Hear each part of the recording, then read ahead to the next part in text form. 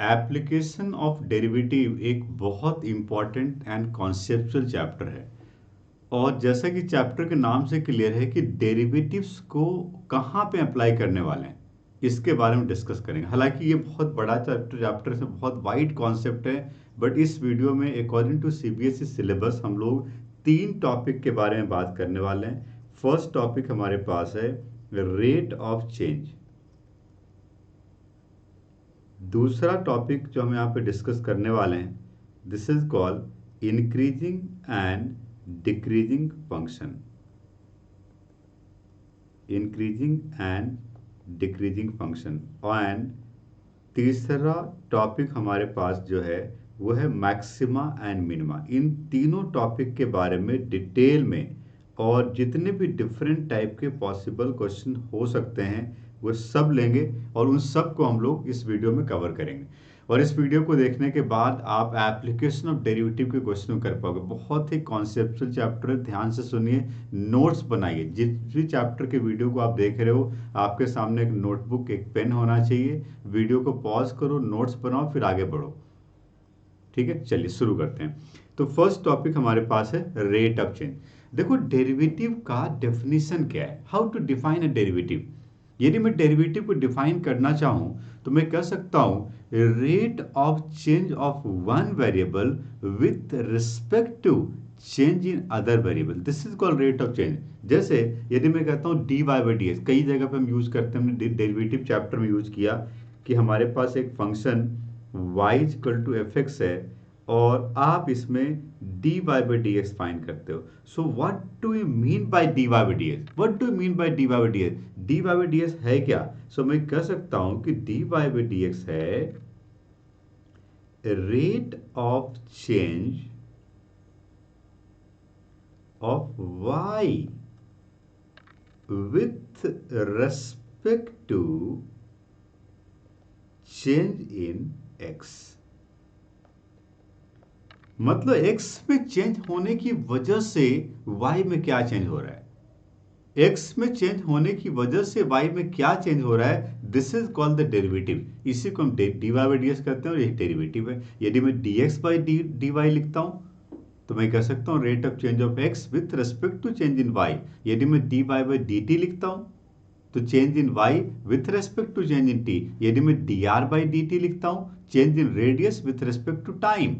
तो ऐसे ही आपको दो वेरिएबल कंसीडर करना है, डिसाइड करना है क्वेश्चन को पढ़ के, और फिर आपको चेक करना है कि किसका चेंज किसका रेस्पेक्ट में फाइंड करना है।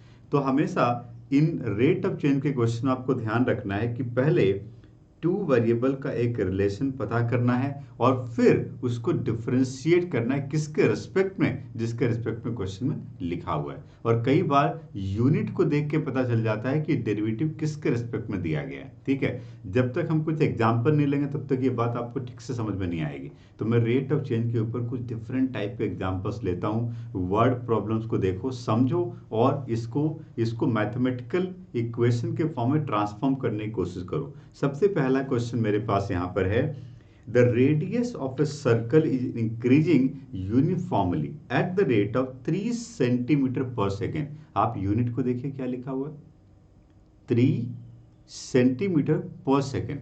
पर सेकेंड क्या रिप्रेजेंट कर रहा है, with respect to time.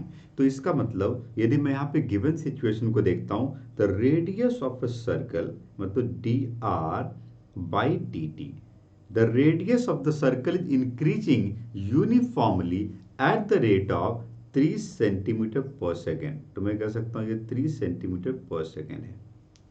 So this is what, this is dr by dt, change in radius of circle with respect to time. Okay, find the rate at which the area of the circle is increasing. Okay, इस circle का area किस rate से increase हो रहा है, find the rate of change of area of circle with respect to time when radius is equal to 10 centimetre, और जब radius क्या होगा 10 सेंटीमीटर होगा।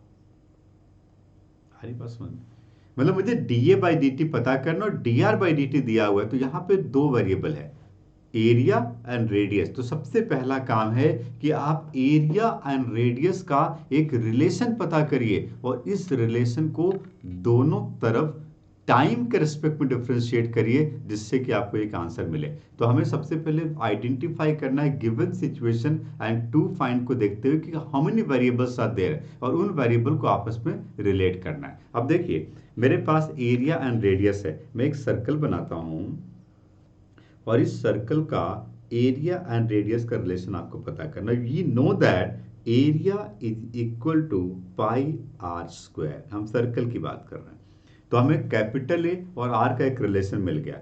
हमें क्या फाइंड करना है? D A by d t find करना है। क्या फाइंड करना है? D A by d t find करना है। तो मैं लिखूंगा differentiation both side with respect to time.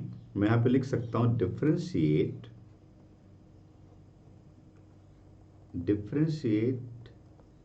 both sides with respect to time। दोनों तरफ टाइम के रिस्पेक्ट में डिफरेंशिएट करो। यदि टाइम के रिस्पेक्ट में कर रहे हो तो क्या होगा? D A by d t is equal time के रिस्पेक्ट में कर रहे हो, इस बात का ध्यान रखो। ए को टी के रिस्पेक्ट में डिफरेंशिएट कर रहे हैं, क्या होगा? D A by d t is equal to pi is a constant and r square का डेरिवेटिव टी के रिस्पेक्ट में क्या होगा? आर स्क्वायर का डेरिवेटिव आर के रिस्पेक्ट में होता है 2r और आर को टी के रिस्पेक्ट में क्या लिखते हो? D r by d t. तो हमने दोनों तरफ टी के रिस्पेक्ट में डिफरेंशिएट कर लिया है। अब जो गिवन सिचुएशन है उसको इस इक्वेशन में पुट कर दो। तो मैं लिख सकता हूं d A by d t is equal to 2 pi r multiply 3 centimeter per second. This is dr by dt which is already given in the question. Now we have to find dA by dt at which point when radius is 10 centimeter. बहुत अच्छी बात है। So dA by dt को किस point पे पता करना है? हम लिख सकते हैं dA by dt at r is equal to 10. We can say it is 6 pi r. 6 pi multiply 10. So finally it can be written as 60 पाई। क्या हो गया जी? 60 पाई। व्हाट इज 60 पाई? 60 पाई। अब यहां पर आपको देखना है कि यूनिट क्या लिखोगे। तो यहां पे आपने फाइंड क्या किया है? Area with respect to time आपने फाइंड किया है। एरिया का यूनिट आप क्या लोगे? यहां पे एरिया का यूनिट लोगे सेंटीमीटर स्क्वायर पर सेकेंड। तो 60 pi centimetre square per second. This is area with respect to time. This is the final answer. तो आपने देखा कि रेट ऑफ चेंज के क्वेश्चन बहुत आसान होते हैं। आप क्वेश्चन के स्टेटमेंट को पढ़िए, गिवन पार्ट और टू फाइंड को लिखिए और उन वेरिएबल को आपस में रिलेट करिए। कई बार वो वेरिएबल डायरेक्टली रिलेटेड नहीं होता है तो उसको तीसरे वेरिएबल के साथ रिलेट करना पड़ता है। कुछ और एग्जाम्पल देखिए। हमारे पास अगला क्वेश्चन है, surface area of the spherical bubble is increasing. Surface area increase हो रहा है। ओके, तो एक हमारे पास स्फीयर है।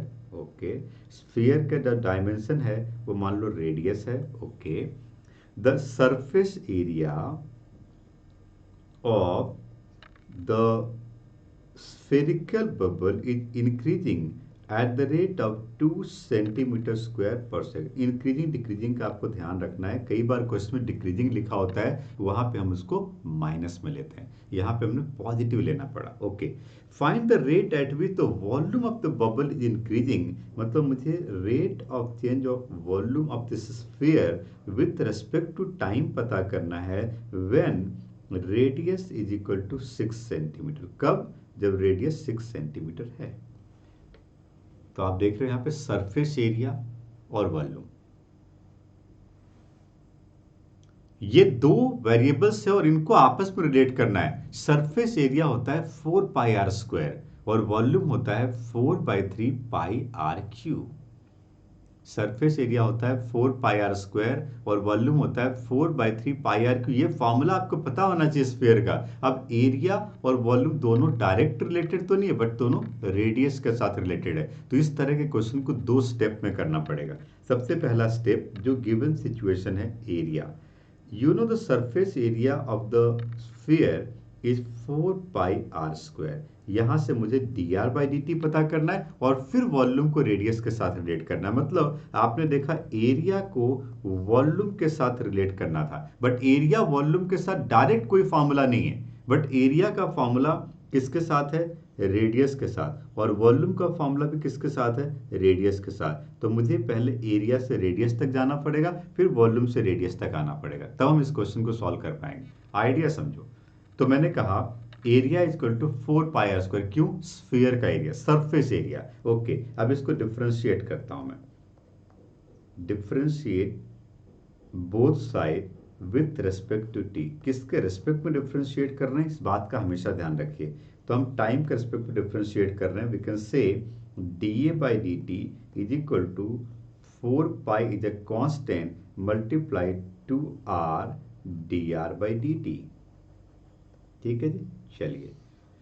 अब dA/dt क्या है जी? 2 है, तो ये हो गया 2 is equal to 8πr multiply dr/dt। Okay, radius कितना है जी? 6 सेंटीमीटर। पुट कर देते हैं, छोड़ो अगली बार पुट करेंगे, पहले dr/dt यहाँ फाइंड कर लेते हैं, वॉल्यूम फाइंड करने के बाद पुट कर देंगे। तो dr/dt हो जाएगा, इसको 2 को 4 से कैंसिल कर दो, 1/4πr। ठीक है, अभी यहाँ पे यूनिट लिखना जरूरी नहीं है, लास्ट में लिखेंगे। So we got dr/dt, we got dr/dt। अब मुझे वॉल्यूम का रेट ऑफ चेंज पता करना है। अब मैं देखता हूं कि how volume is related with the radius. It is 4/3πr³। So we got the volume of sphere which is 4/3πr³। Now differentiate again with respect to time, क्योंकि अल्टीमेटली मुझे टाइम के रिस्पेक्ट में चेंज ऑफ वॉल्यूम ही पता करना था। देखो क्या find करना था आपको। तो अब आप लिखिए differentiate both side with respect to t. It is dV/dt is equal to 4/3π is constant and r³ का derivative 3r² multiply dr/dt। So dV/dt is equal to 4/3π multiply 3r² dr/dt। Okay, 3 और 3 cancel हो गया। dr/dt हम find कर चुके हैं, उसको यहाँ पुट कर देंगे। सो अल्टीमेटली वी कैन से dV/dt is equal to 4πr² multiply dr/dt हम क्या फाइंड कर चुके थे? 1/4πr। पुट कर दो यहाँ पे 1/4πr। So ultimately dV/dt at r is equal to 6 जो है पता करना था। 4πr कैंसिल हो गया, क्या बचा? r, और r कितना है? 6। So we got the answer, it is 6। क्या फाइंड किया आपने? यूनिट का ध्यान रखो, क्या फाइंड किया? Change in volume with respect to time. तो वॉल्यूम का यूनिट और टाइम का यूनिट को लिख दो यहाँ पे। तो आप लिख सकते हो आंसर cm³/सेकेंड। तो final answer we can say 6 cm³/सेकेंड। This is change in volume with respect to time. तो आपने देखा हमने यहाँ पे डायरेक्ट नहीं किया है, हमने यहाँ पे 2 स्टेप में किया है। पहले सरफेस एरिया को रेडियस के रिस्पेक्ट में से रिलेट किया और रेडियस को वॉल्यूम से रिलेट किया।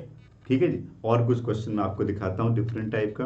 देखो 2 डायमेंशनल और 3 डायमेंशनल, 2 तरह के क्वेश्चन यहाँ पूछे जाते हैं। अभी जो मैंने क्वेश्चन लिया था वो दोनों ही क्वेश्चन 3 डायमेंशनल था। अब ये क्वेश्चन 2 डायमेंशनल फिगर के ऊपर है। जिस क्वेश्चन में स्टेटमेंट को पढ़ के समझ नहीं आता है, पहले एक डायग्राम बनाओ, उसके बाद सोचो कि अब क्या करना है और उनको रिलेट कैसे करना है वेरिएबल को। देखिए a ladder is 5 metre long. Okay, so मैं एक काम करता हूँ, एक ग्राउंड बनाता हूँ, ओके, एक वॉल बनाता हूँ और एक लैडर बनाता हूँ। ये देखो बना दिया हमने।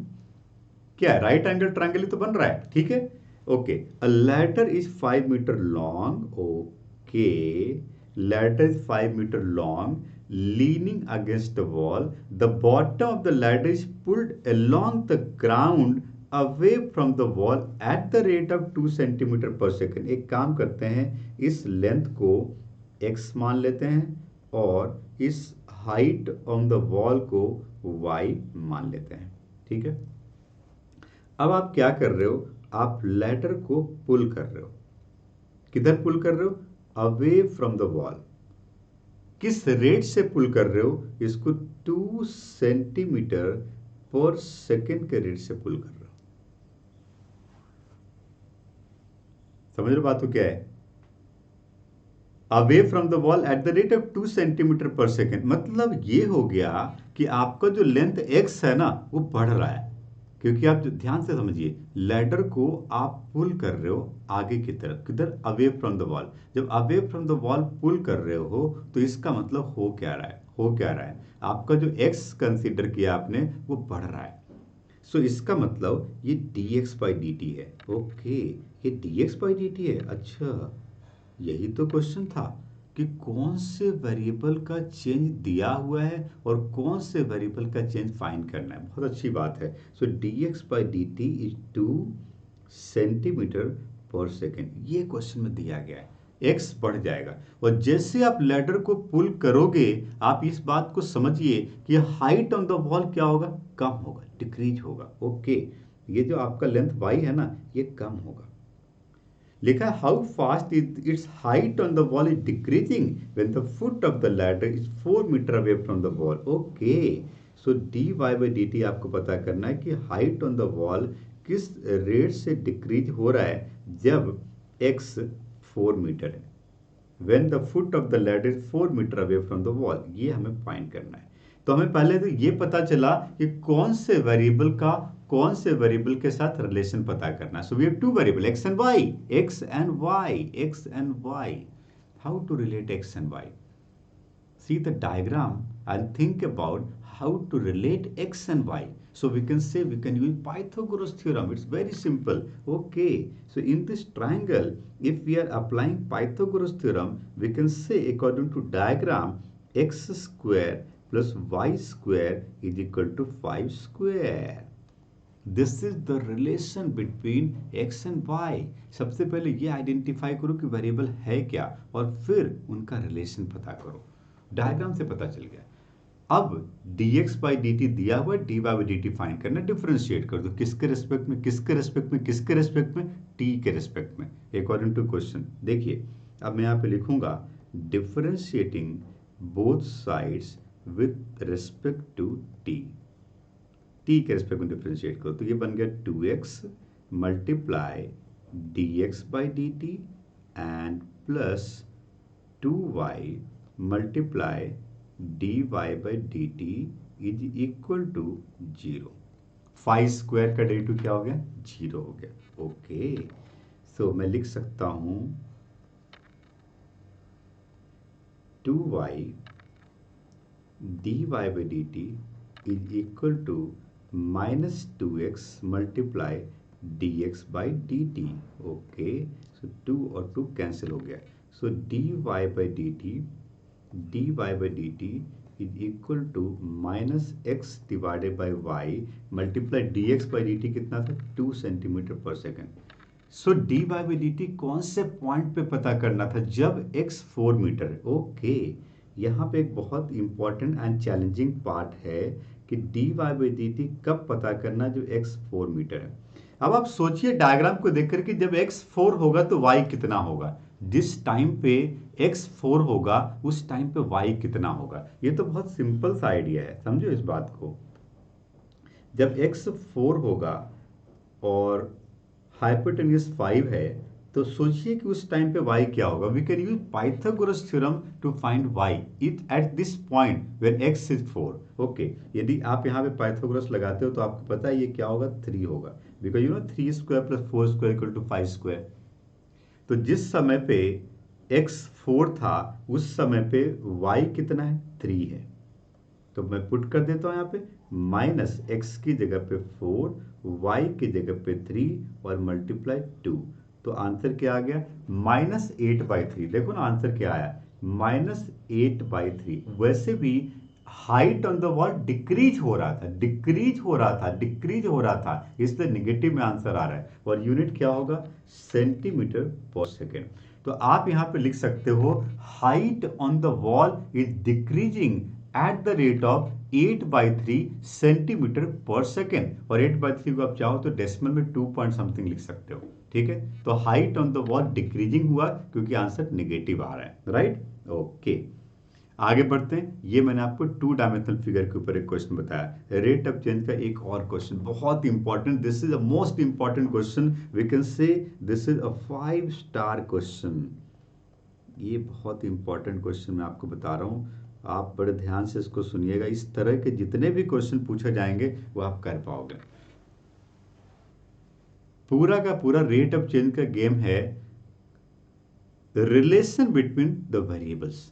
Relation between the variables, variable को आपस में रिलेट कैसे करना है, और ये डायग्राम से समझ में आ जाता है, फॉर्मूले से समझ में आ जाता है। सुनिए, a water tank has the slope of an inverted right circular cone with its axis vertical and vertex lowermost। ये जो स्टेटमेंट आपने पढ़ा, इससे ये बात क्लैरिफाई हो गई कि इस तरह का आपके पास एक वाटर टैंक है जिसका वर्टेक्स सबसे नीचे है और ये राइट सर्कुलर कोन के फॉर्म में। Okay, the water tank has the slope of an inverted right circular cone with its axis vertical and vertex lowermost. Its semi-vertical angle is tan inverse 0.5. Okay, so its semi-vertical angle we can say alpha. So alpha is given, which is tan inverse 0.5. That means we can also say कि tan alpha is equal to 0.5. You know what is 0.5? 0.5 का यदि decimal हटाते हो, it is 5/10, which is 1/2. So tan alpha यदि आप इस triangle में देखते हो तो ये एक राइट एंगल ट्रायंगल को रिप्रेजेंट करता है जिसमें tan अल्फा होता है perpendicular by base, that is r/h। ठीक है जी।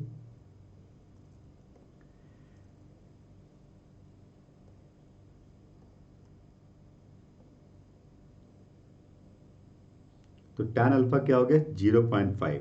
सो आप देख सकते हो tan alpha can be written r divided by h which is equal to 1/2। ठीक है जी। तो यहां पे एक रिलेशन मुझे मिला, that relation is h is equal to 2r। एक रिलेशन मुझे मिला और इस रिलेशन को मैं कह सकता हूं h is equal to 2r। This is the relation, देख रहे हो, h इज इक्वल टू क्या हो गया 2r।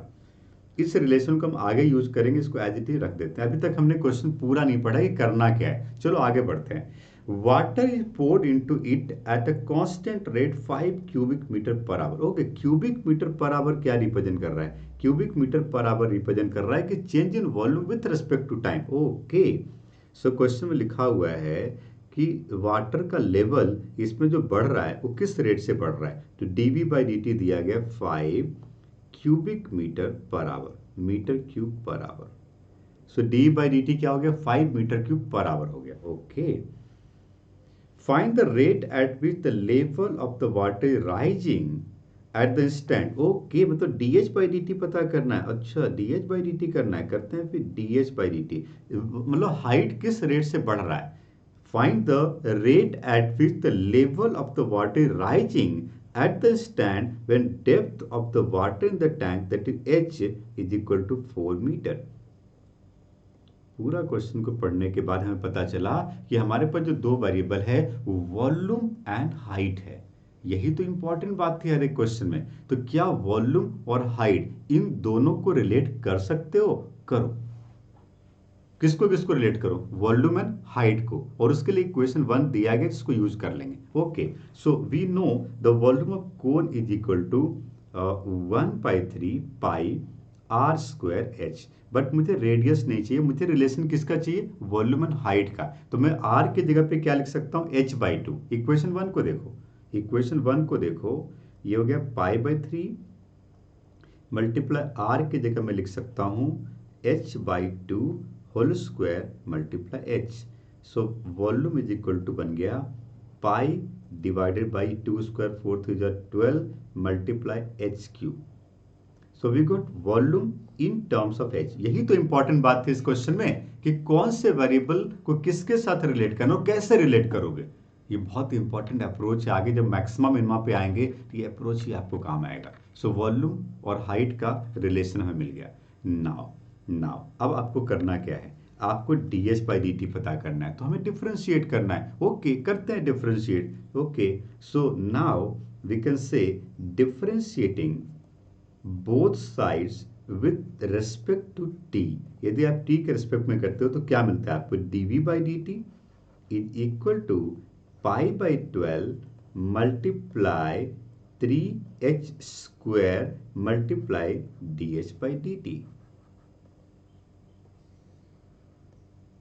देखो ना क्या फाइंड करना और क्या दिया हुआ है, dv बाई डी टी दिया है, पुट कर दो यहाँ पे। dv बाई डी टी कितना दिया है, 5 इज इक्वल टू, और ये कैंसिल कर देता हूं मैं, तो पाई बाई 4 और मल्टीप्लाई h दिया था क्वेश्चन में 4, it is 4 square multiply d h by d t. तो ये 4 और 4 एक कैंसिल हुआ, so d h by d t is equal to 5/4 pi.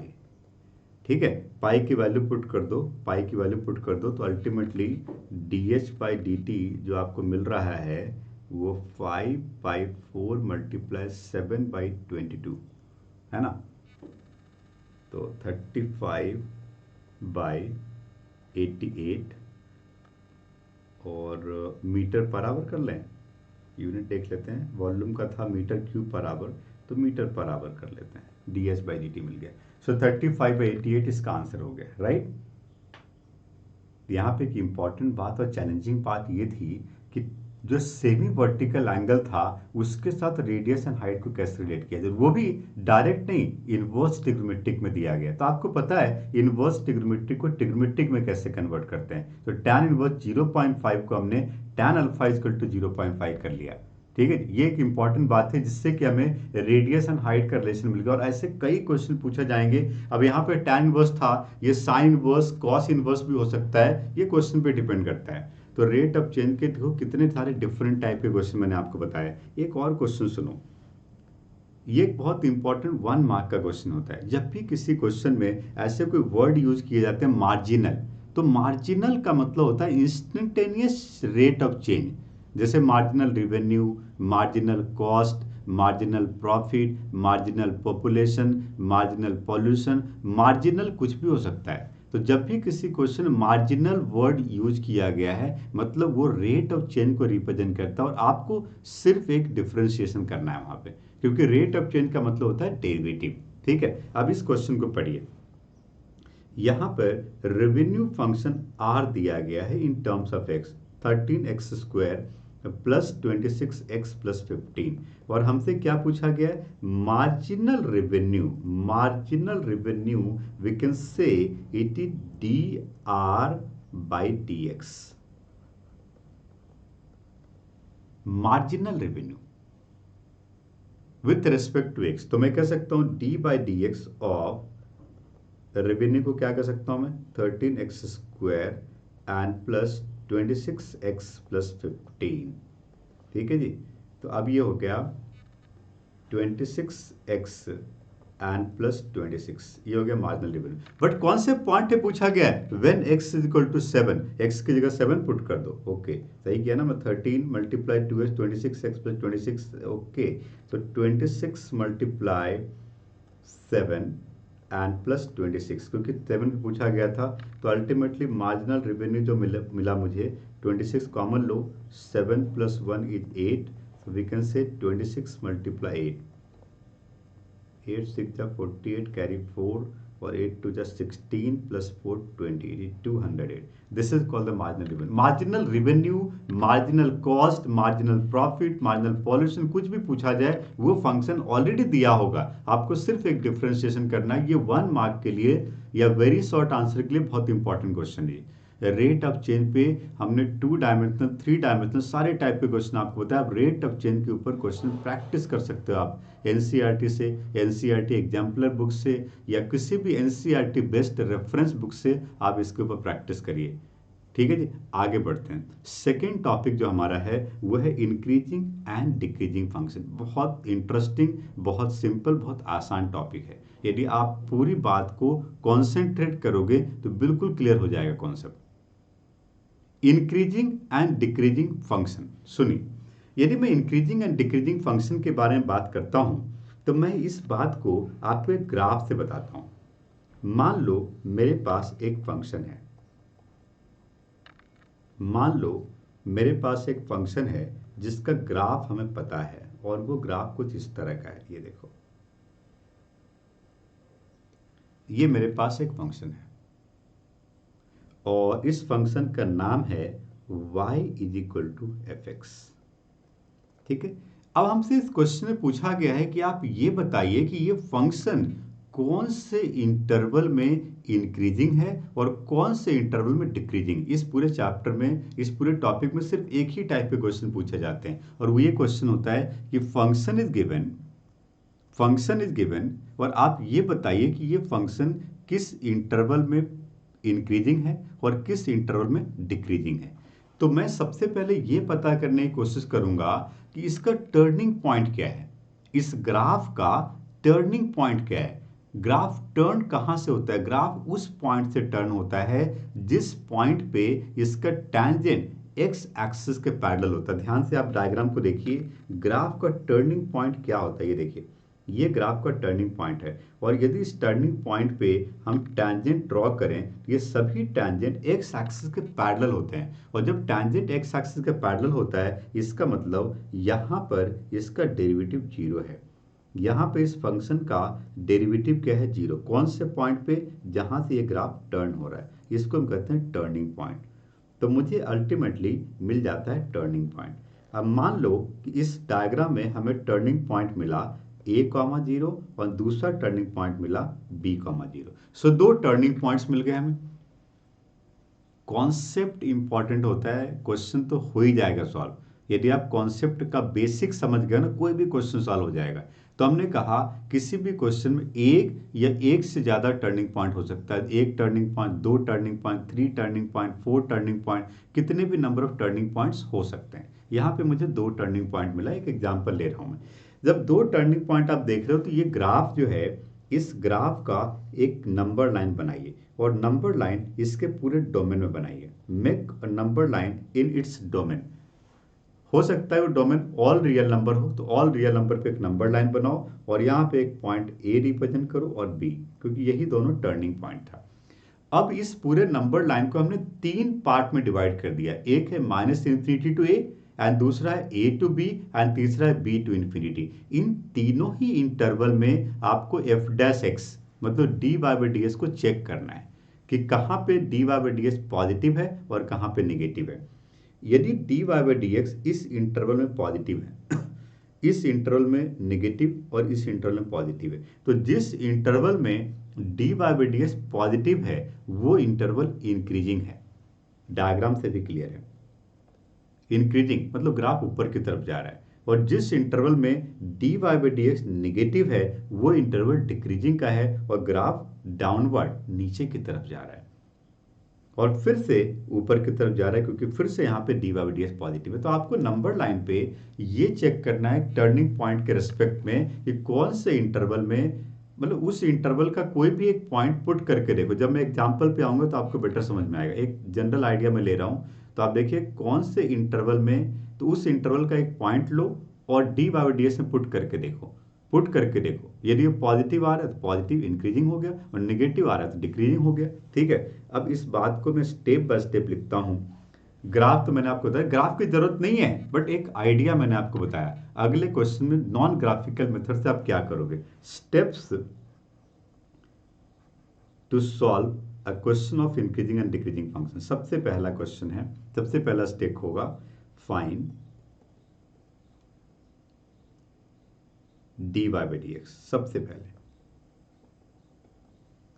ठीक है, दूसरा स्टेप में आप क्या करोगे, लेट dy/dx इक्वल टू 0। जब आप dy/dx को 0 से इक्वेट करोगे तो x की बहुत सारी वैल्यू जाएंगी और वो सभी वैल्यू ही टर्निंग पॉइंट को रिप्रेजेंट करेगा। x की जितनी वैल्यू आई वो सब क्या रिप्रेजेंट करेगा, टर्निंग पॉइंट। यहां से मुझे टर्निंग पॉइंट मिलेगा। टर्निंग पॉइंट मिलने के बाद हम एक नंबर लाइन बनाएंगे और इस नंबर लाइन को हम इसके डोमेन में बनाएंगे। पहले डोमेन फाइंड करना पड़ेगा, उसके बाद ये पता चलेगा हमें a एंड b। और इसमें हम किसको चेक करेंगे, dy/dx को। When dy by dx is greater than 0, the function fx is strictly increasing. इसको इंक्रीजिंग नहीं, स्ट्रिक्टली इंक्रीजिंग कहते हैं हम लोग, स्ट्रिक्टली इंक्रीजिंग फंक्शन, ठीक है। और when dy by dx is less than 0, आप इन स्टेप्स को नोट कर लो। हर एक क्वेश्चन को मैं इन्हीं स्टेप से सॉल्व करके आपको दिखाऊंगा। बहुत सारे एग्जांपल मैं भी लेने वाला हूं। आप देखिए, जब dy by dx less than 0 होगा, तब वहां पे हम कह सकते हैं कि जो फंक्शन है इज स्ट्रिक्टली डिक्रीजिंग। ये फंक्शन स्ट्रिक्टली डिक्रीजिंग फंक्शन होगा, ठीक है जी।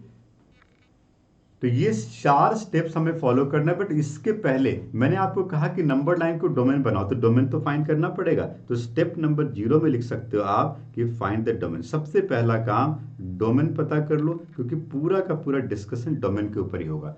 आपने प्रीवियस क्लासेस में सीखा है ये how to find the domain of rational function, square root function and logarithmic function. इस पूरे चैप्टर में इसी 3 टाइप के फंक्शन पूछे जाएंगे, रैशनल, स्क्वायर रूट या लोगरिथमिक, ठीक है। चलो अब मैं आपको कुछ एग्जांपल बताता हूँ। यह 4 स्टेप्स के बेसिस पे हम इंक्रीजिंग डिक्रीजिंग के क्वेश्चन को कैसे सॉल्व करेंगे। पहला क्वेश्चन मेरे पास है, फर्स्ट क्वेश्चन देखिए, लिखा है find the intervals in which the following function are strictly increasing और डिक्रीजिंग। बहुत बढ़िया क्वेश्चन है, सुनिए। तो आपने स्टेप्स नोट किया हुआ है, आप उस स्टेप को देखना, मैं उसी को फॉलो करूंगा। मेरे पास एक फंक्शन है y equal to x plus 1 whole cube multiply x minus 3 whole cube. ये मेरे पास एक फंक्शन है।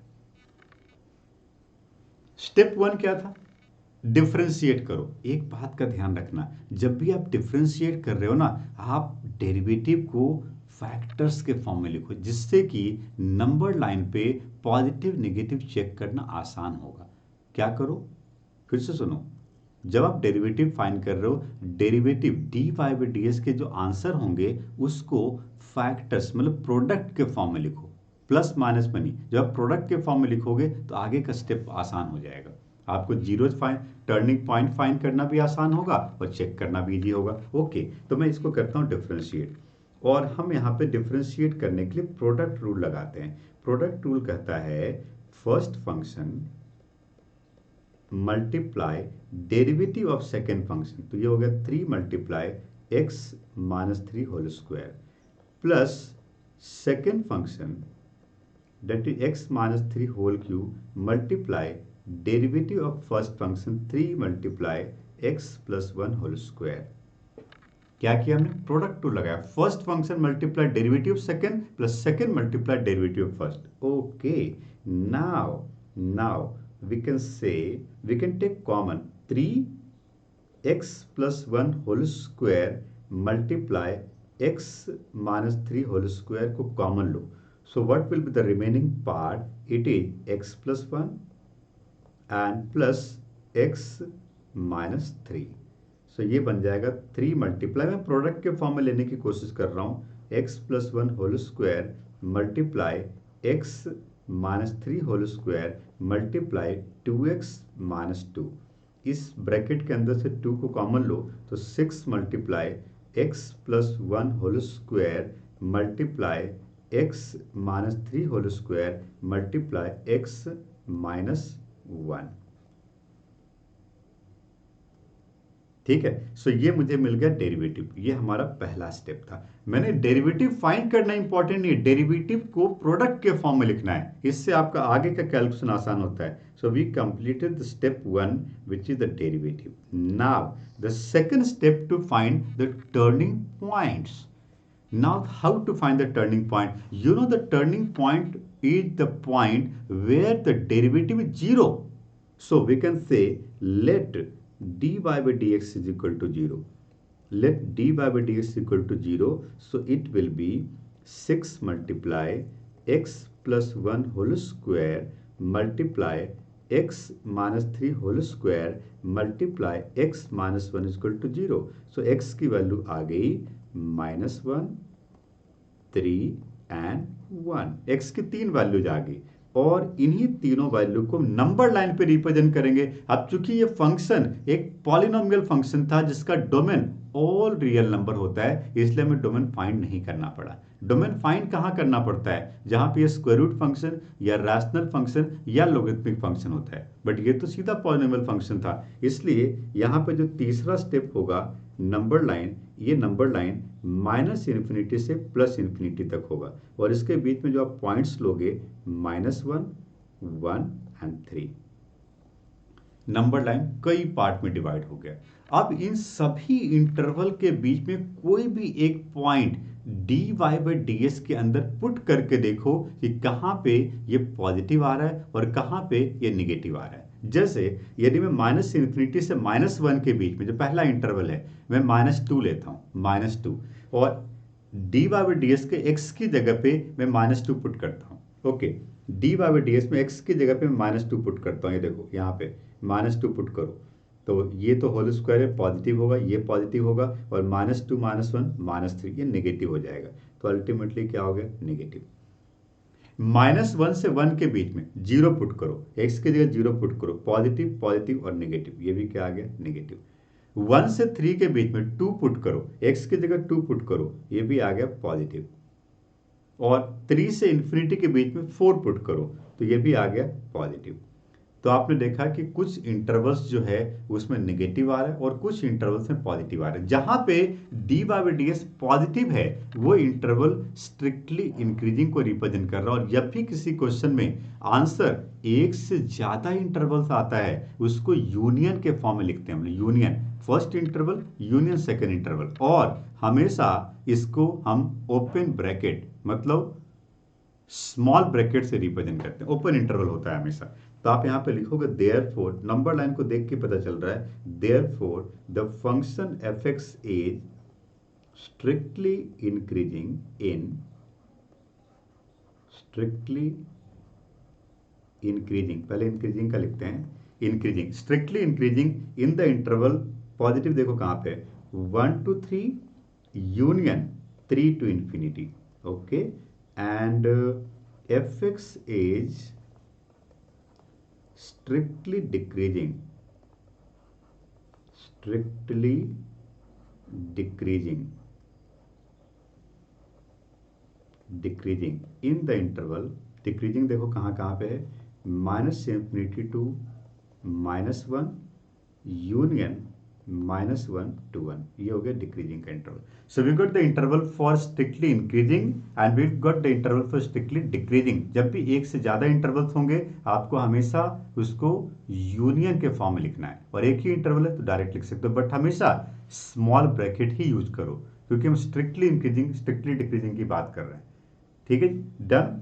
ये मैंने बहुत बढ़िया एग्जाम्पल आपको बताया।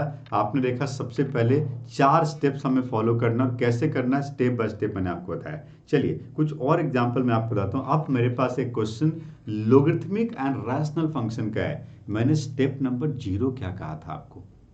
मैंने स्टेप नंबर 0 क्या कहा था? देखो आपने नोटबुक पे नोट किया होगा। मैंने कहा था पहले डोमेन फाइंड कर लो, क्योंकि यहाँ पे रैशनल भी है लोगरिथमिक भी है। So what do you mean by the domain? So how to find the domain? सबसे पहला लोगरिथमिक फंक्शन का डोमेन होता है 1 + x is greater than 0, and rational function का डोमेन होता है denominator is not equal to 0। तो ये कह रहा है x इज ग्रेटर देन -1 और ये कह रहा है x is not equal to -2। x is not equal to -2 तो इस इंटरवल में आता ही नहीं है, तो हमें इस इंटरवल को कंसीडर करना है। नंबर लाइन बनाने से क्या कंसीडर करना है? -1 to infinity, x greater than -1 मतलब -1 to infinity, -1 to infinity। Okay okay करते हैं। सो x ग्रेटर देन -1, बहुत बढ़िया। सो मैं सबसे पहला डिफरेंशिएशन करूंगा। तो मेरे पास एक फंक्शन है y = log 1 + x minus 2x divided by 2 + x। ये मेरे पास एक क्वेश्चन है और मुझे इसको डिफरेंशिएट करना है। बहुत अच्छी बात है, करते हैं differentiate. dy/dx is equal to log 1 + x का डेरिवेटिव हो गया 1/1 + x माइनस log s का 1/x। अब यहाँ पे क्वेश्चन रूल लगाओ। ओके, ब्रैकेट यूज कर लेते हैं। क्वेश्चन रूल कहता है numerator sorry denominator multiply derivative of numerator minus numerator multiply derivative of denominator by denominator square. ठीक है, सो ये बन गया 1 divided by 1 plus x minus इस ब्रैकेट के अंदर ये हो गया 4 plus 2x minus 2x divided by 2 plus x whole square. ठीक है, एलसीएम लेता हूँ, सो d y by d x जो बनता है वो क्या बनता है, देखो 1 plus x multiply 2 plus x whole square, so 2 plus x whole square minus 4 multiply 1 plus x. Calculation पे आप ध्यान दो, मुझे न्यूमरेटर डिनोमिनेटर को फैक्टर्स के फॉर्म में लिखना है। एक्सपैंड कर देता हूँ, 4 plus 4x plus x square minus 4 minus 4x divided by 1 plus x and multiply 2 plus x whole square. So minus 4x cancel हो गया, 4 भी कैंसिल हो गया। So d y by d x can be written as x square divided by 1 plus x और multiply 2 plus x whole square. ठीक है जी, सो आपने देखा मुझे क्या मिल गया, d y by d x मिल गया। ठीक है जी, done. So we got d y by d. अब मुझे क्या पता करना है, टर्निंग पॉइंट्स पता करने हैं। We have to find the turning points. अब इसमें टर्निंग पॉइंट फाइंड करने के लिए आपको टर्निंग पॉइंट कहाँ से कहाँ तक फाइंड करना है, -1 टू इन्फिनिटी, क्योंकि आपने डोमेन फाइंड किया हुआ है। आपने डोमेन फाइंड किया हुआ है, आप यदि इसको 0 से इक्वेट करते हो, let d y by d x is equal to 0, तो आप देख रहे हो कि x square divided by 1 plus x multiply 2 plus x whole square equal to 0। After cross multiplying you will get x square equal to 0, then x equal to 0। सिर्फ एक ही turning point मिल रहा है, एक्स इक्वल टू 0। और आप जब number line बनाओगे, ये number line कहां से कहां तक बनेगा, ये नंबर लाइन -1 टू इन्फिनिटी बनेगा, क्योंकि ये हमने पहले फाइंड कर लिया। डोमेन क्या था, डोमेन क्या था, डोमेन देखो पढ़ो, डोमेन क्या था स्टेप नंबर 0 में, -1 टू इन्फिनिटी था।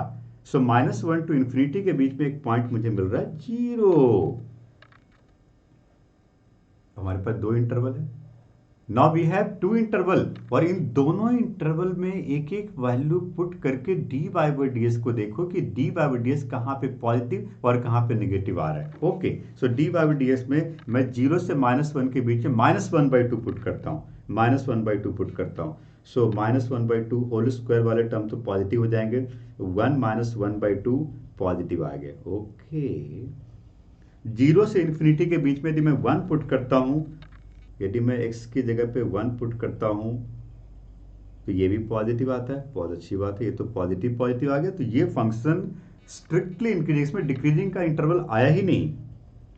0 से -1/2 के बीच में मैंने -1/2 पुट किया था, दोबारा चेक कर लेता हूँ, तो x की जगह -1/2, 1 -1/2 पॉजिटिव है। Okay, so this is the function for strictly increasing function. आप लिख सकते हो therefore fx the function is strictly increasing, इसमें डिक्रीजिंग है ही नहीं, strictly increasing in the interval -1 to 0 union 0 to infinity. ये पूरे के पूरे इंटरवल में क्या है, इंक्रीजिंग है, ये डिक्रीजिंग है ही नहीं कहीं पे। सो this is the answer for this question.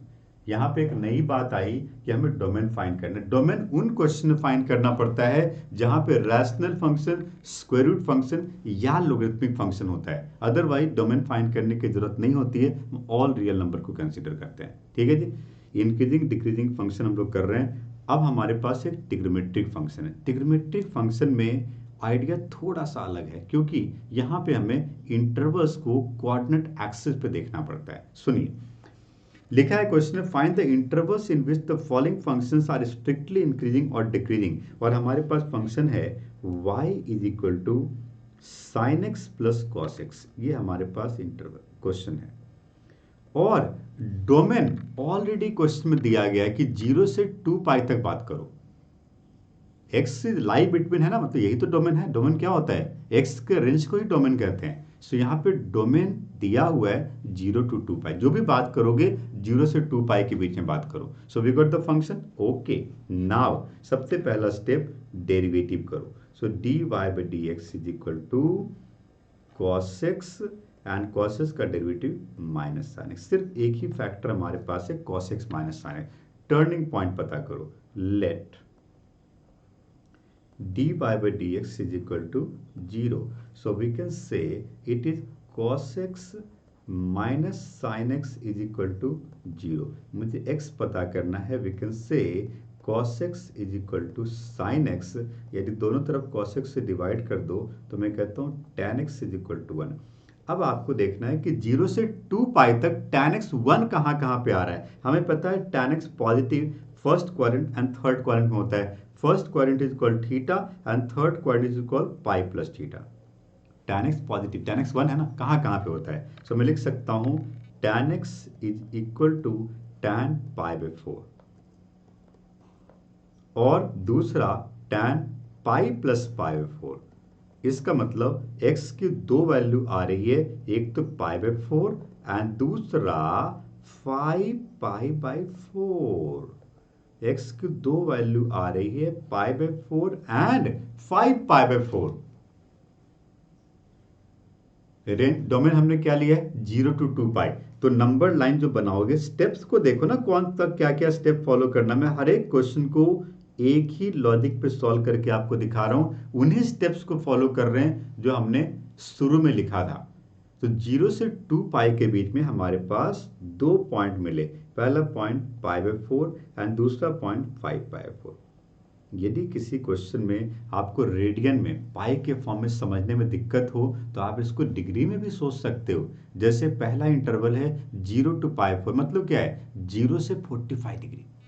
0 से 45 डिग्री, 0 से 45 डिग्री के बीच में एक पॉइंट लो 30 डिग्री, और x की जगह डेरिवेटिव में dy बाई ds में पुट करके देखो। dy बाई ds हमारा ये था, ठीक है, यहां पे चेक करना है हमें। यदि मैं 30 डिग्री पुट करता हूं, कॉस रफ में करो, रफ में करो, रफ में करो ना यार, क्या दिक्कत है ना, नोटबुक लो करो। Cos 30 degree minus sine 30 degree, cos 30 degree root 3/2 minus sine 30 degree 1/2, root 3/2 minus 1/2, root 3 minus 1/2, it is 1.73 minus 1 is positive. So we can say this is positive. And pi 4 कितना है, 45 डिग्री, एंड 5 पाई 4 कितना है, 225 degree. इसके बीच में एक point लेना। We can take 90 degree. Okay, लो 90 degree, cos 90 degree, cos 90 degree 0, sine 90 degree 1, 0 minus 1 minus 1, negative, negative. 135 degree से सॉरी 225 डिग्री से लेकर 360 डिग्री तक हम यहाँ पे 270 डिग्री लिख सकते हैं। Okay, so cos 270 minus sine 270, cos 270 क्या है, माइनस 1, साइन 270 क्या है, cos 270 0, cos 270 0, y एक्सिस पे ना, cos 270 0 एंड sin 270 कितना है, माइनस 1। तो प्लस हो गया, प्लस हो गया, पॉजिटिव हो गया। तो आप देख रहे हो, मिल गया। बस नंबर लाइन पे जैसे तुमने डेरिवेटिव का पॉजिटिव निगेटिव लिखा, आपको आंसर मिल गया। जो पॉजिटिव है उसको लिख दो स्ट्रिक्टली इंक्रीजिंग, और जो नेगेटिव है वो स्ट्रिक्टली डिक्रीजिंग। तो फाइनली मैं आंसर लिख सकता हूं, therefore this function f(x) is strictly increasing, strictly increasing in the interval 0 to pi by 4 union 5 pi by 4 to 2 pi, ठीक है। and also f(x) is strictly decreasing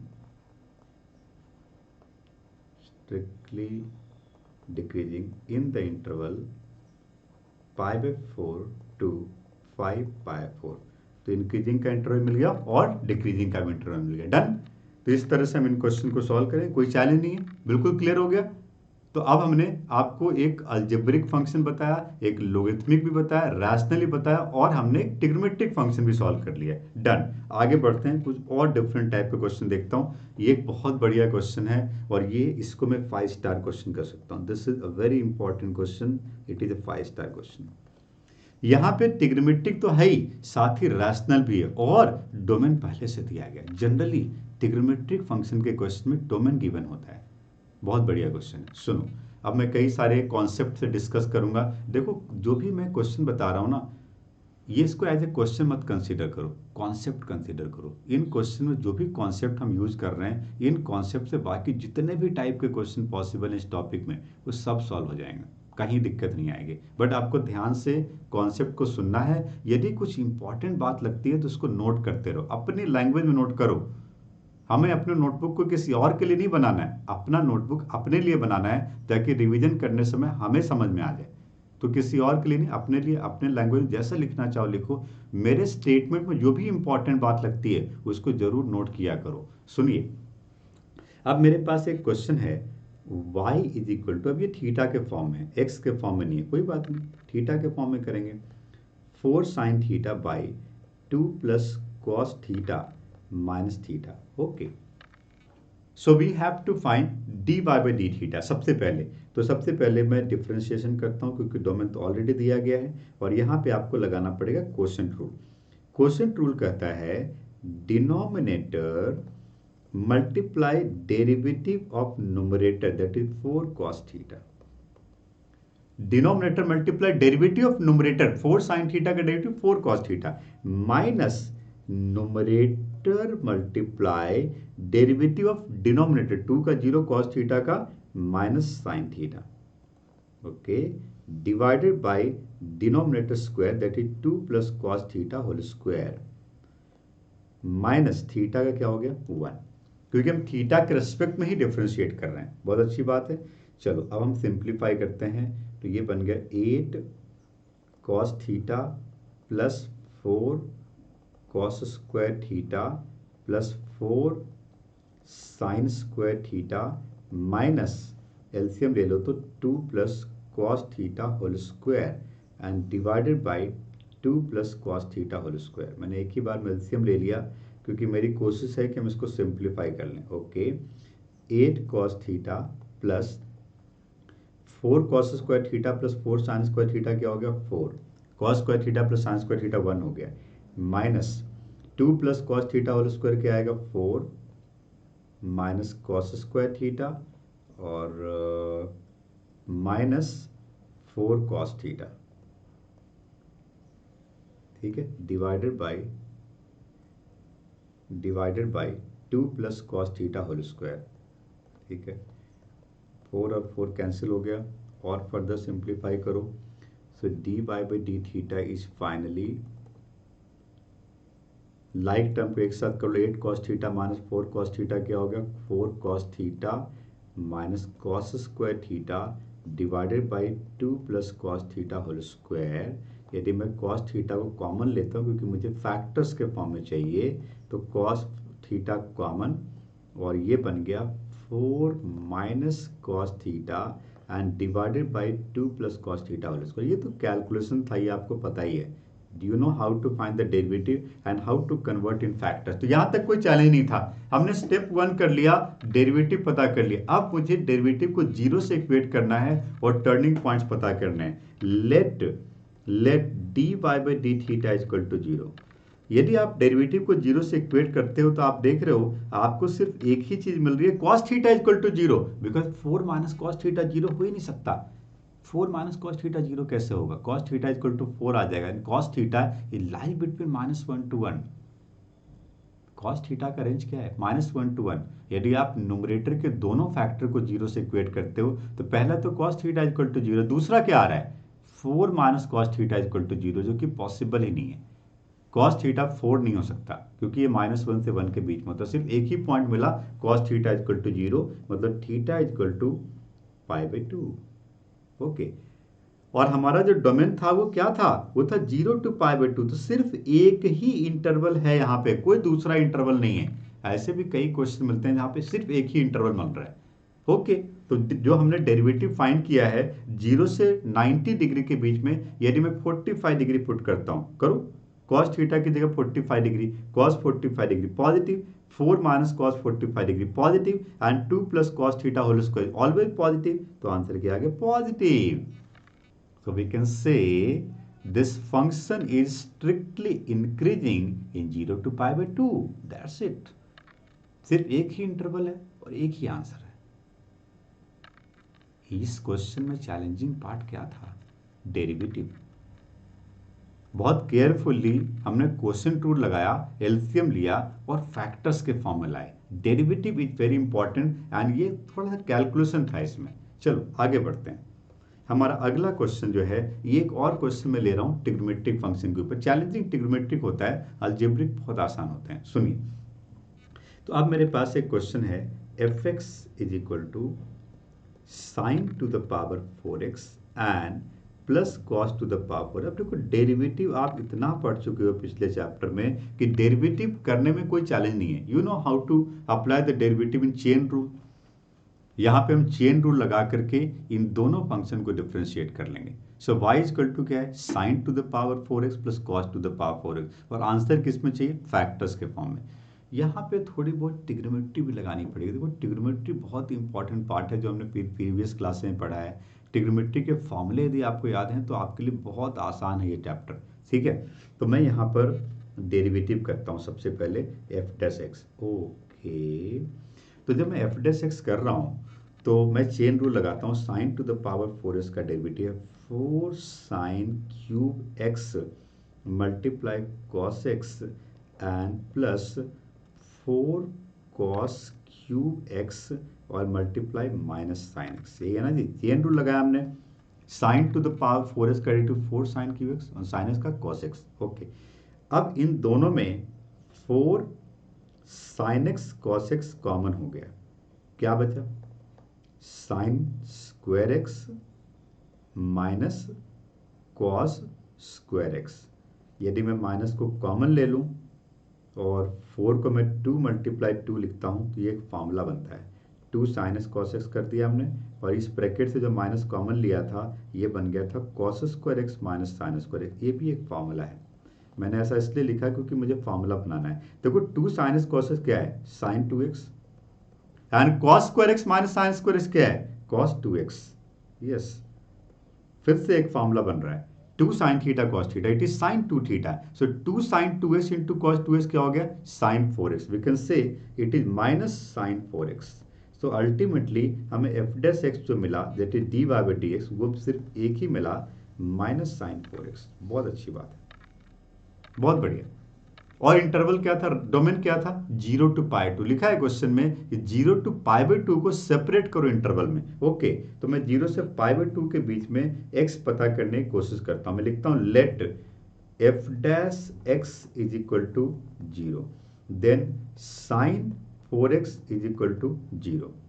यदि साइन 4x 0 है तो मैं कह सकता हूं कि sine 4x is equal to sine 0, और मैं कह सकता हूँ साइन पाई।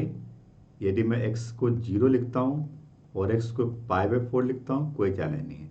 और यदि मैं साइन 2 पाई लिखता, क्योंकि यहाँ पे 0 आता है, तो ये हो जाता है x is equal to 2 pi by 4 that is pi by 2। तो आप देख रहे हो 0 से पाई बाई 2 जो आपका डोमेन था, इसके बीच में एक ही पॉइंट मिल रहा है पाई बाई 4। ओके, सो हमारा जो नंबर लाइन होगा, पहली बात तो ये 0 से पाई बाई 2 के बीच में होगा, और इसके बीच में सिर्फ एक ही पॉइंट मुझे मिलेगा और वो मिलेगा pi by 4। So 0 to pi by 4 to pi by 2। तो यहाँ पे आप देख रहे हो कि हमारे पास दो इंटरवल है। इन दोनों इंटरवल में मैं डेरिवेटिव को चेक करता हूँ और दिक्कत आ रही है तो डिग्री में चेक करो, जरूर नहीं कि रेडियन में करें, डिग्री में चेक करो। 0 से पाई बाई 4, 0 से 45 डिग्री, 0 से 45 डिग्री के बीच में 30 डिग्री आता है। 0 से 45 डिग्री के बीच में क्या आता है, 30 डिग्री। सो मैं यहाँ पर यदि इस यहाँ देखो यार, यहाँ देखो ना तुम, माइनस साइन 4x, यहाँ पे x को 30 डिग्री पुट करो, sine 4 multiply 30 sine 120 degree, sine 120 degree second quadrant positive होता है, और आगे क्या लगा है, नेगेटिव साइन, तो आंसर नेगेटिव आ गया। अरे पुट करके देखो, रफ में करो यार, खुद से करो, कैलकुलेशन में क्या दिक्कत है। एंड 45 डिग्री से लेकर के 90 डिग्री के बीच में 60 डिग्री पुट करता हूं, sine 4 × 60 sine 240 degree, sine 240 degree third quadrant में नेगेटिव और आगे माइनस साइन लगा है पॉजिटिव। एग्जैक्ट वैल्यू फाइंड करो, नेगेटिव पॉजिटिव का पता चल जाएगा।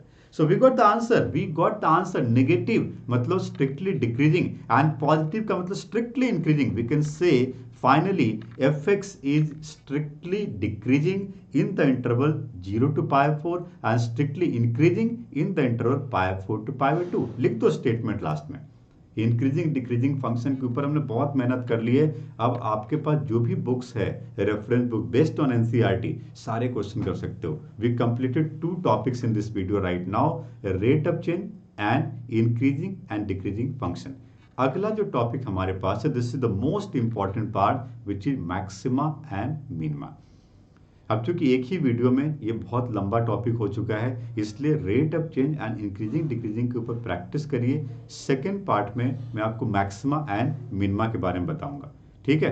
और यदि आपको इन चैप्टर्स को और ज़्यादा डिटेल में पढ़ना है तो आप ऑनलाइन मैथ्स का ऐप डाउनलोड कर सकते हो प्ले स्टोर से, और वो ऐप आपको गूगल प्ले स्टोर में मिल सकता है, और वहाँ पे और ज़्यादा डिटेल में टॉपिक वाइज लेक्चर्स आपको मिल सकते हैं, ठीक है जी।